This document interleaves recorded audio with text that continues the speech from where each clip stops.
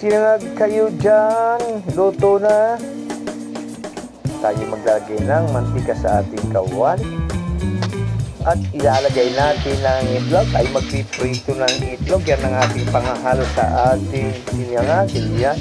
So, babaliktad lang po natin yan. Dahan-dahan. Para hindi siya madurog. Ayan guys, sanguin na natin. At tayo ay magigisa ng bawang. Brown lang natin ng konti yan. Isunod na natin yung sibuyas. Ayan guys, halo-haluin na natin. Mikos-mikos natin yan. Ilagay na rin po natin yung ginurog na kanin. Ayan guys, bahaw po yan. At lagyan na rin natin ng baking. Pagkatapos yan ay ating mikos-mikosin. Ayan. Mikos na natin ng konti. Maglalagay na tayo ng egg. Lagyan natin yung ating prinitong egg. Na-slice na po natin yan.